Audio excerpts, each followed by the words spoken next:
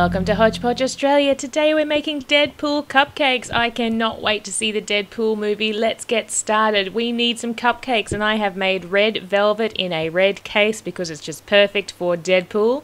We need some red or dark pink buttercream. I have red, black, white fondant, a large round cutter that's going to fit over the size of my cupcake. I have an excellent semicircle cutter, which I'm so happy I found in my drawer, and a smaller just circle plunge cutter. We need a little rolling pin for your fondant and a knife to cut some circles in half.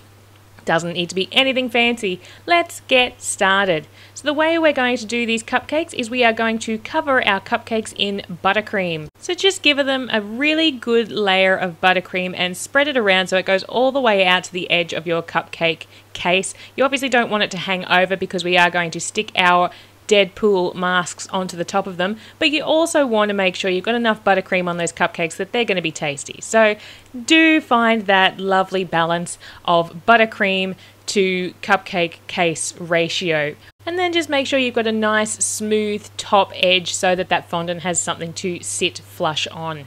Next, it's time to make our Deadpool masks, and these are so simple, you'll be able to bang them out in no time. Just roll out some black fondant and using your large cutter, cut out a couple of circles, so you can do a whole bunch at once if you want, just do a couple at a time, depends on how many cupcakes you need.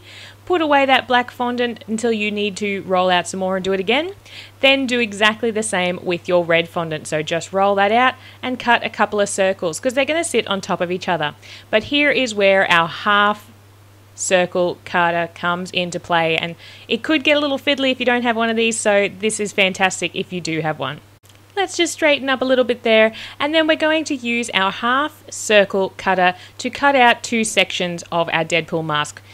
It is such a great mask because it's so simple, but you want to make sure that you get it right. So just make sure you take that time to line up your half circle cutters so that they are even. You want to have that nice break down the middle, so you want a nice big thick band down the middle, but you also want your semicircles to be even and in line with each other. So cut out a couple of semicircles out of your large red circles, and then being very careful to lift up the sides because you don't actually want to misshape your now red circles that are cut in half, which it can be quite easy to do because the fondant will stretch, so be gentle. Lift it up and place it straight onto your big black circle. That is how easy that is.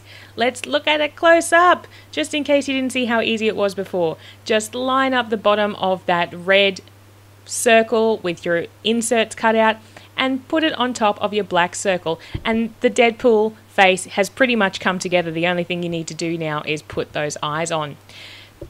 These are fantastic. I really think that they pop so well as cupcakes. I'm just really thrilled with how they come out. So the last thing you need to do is add those eyes on. So just cut a couple of circles out of white fondant. And the great thing with this is you don't need a lot of white fondant at all. So just take a tiny little bit out and then you're not going to dry any off. Grab that little knife I was talking about before and cut each circle in half.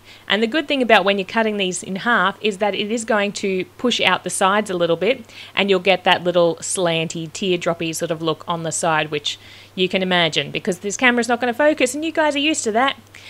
But you want that shape because Deadpool's mask does have that sort of slant at the top of his eyes, you know, making him look more menacing. Obviously, he's not going to be having a happy-go-lucky, just a round circle on his face. He needs to look like he's about to beat some bad guys at their own game. So let's finish these off. Just add these eyes back onto all of the cupcakes, and you can see there I'm just using the knife just to push in the edges because when you do cut the fondant it does sort of leave a little bit of an edge to it. So just using that knife I'm simply pushing that back in to give it a nice crisp clean edge. While I finish off the eyes on Deadpool's face, make sure you subscribe to us here at Hodgepodge Australia. We upload once a week. Follow us on Twitter, Facebook, Instagram. We're all over the place, so make sure you keep in touch because we do upload once a week. And if you have any suggestions on what you'd like to see, be sure to leave it in the comments section below. But here is how our Deadpool cupcakes have come out. And like I said, they're so simple and yet I find them so effective. Thank you so much for watching another Hodgepodge Australia video, and we will see you again real soon.